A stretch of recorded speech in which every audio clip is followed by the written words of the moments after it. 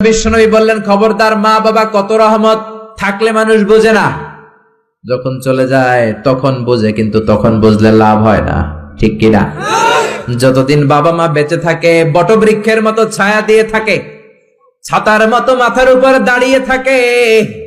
অমিয়া, বন্ধু চলে গেলে বন্ধু পাওয়া যায়, ওয়াইফ চলে গেলে ওয়াইফ পাওয়া যায়, টাকা চলে গেলে টাকা পাওয়া যায়।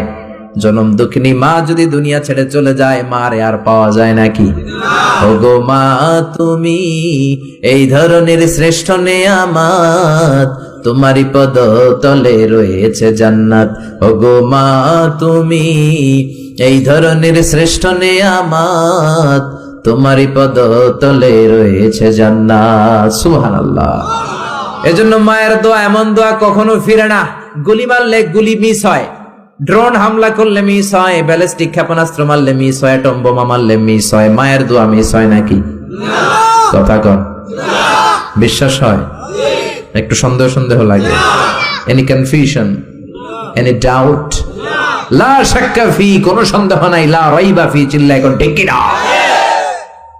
মায়ের দোয়া এমন দোয়া, মায়ের দোয়াটাও কবুল, বদ দোয়াটাও কবুল, ঠিক কিনা? যদি এমন হতো শুধু দোয়াটা কবুল, তাহলে দোয়া না করুক সমস্যা নাই, কিন্তু বদ দোয়া করলেও কবুল করে কে? বদ দোয়া কবুল হয়ে গেলে সমস্যা আছে না নাই? এজন্য মা বাবার সাথে ভালো আচরণ করব।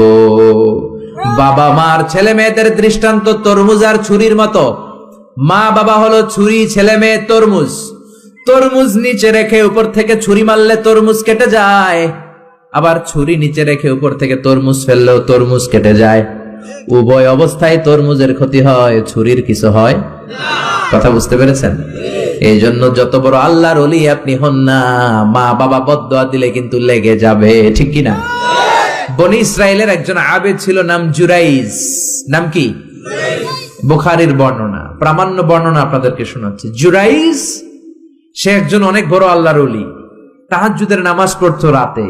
তাহাজ্জুদের নামাজ ছাড়া আল্লাহর ওলি হওয়া যায়? কথা বলেন।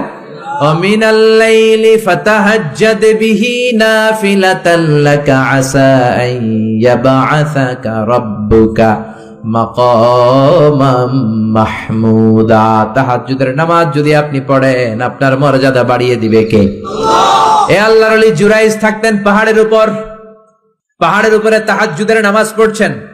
ইন দা মিন টাইম ওনার মা ওনাকে ডেকেছে, ইয়া জুরাইজ আশরিবনি ময়া, পানি খাওয়া।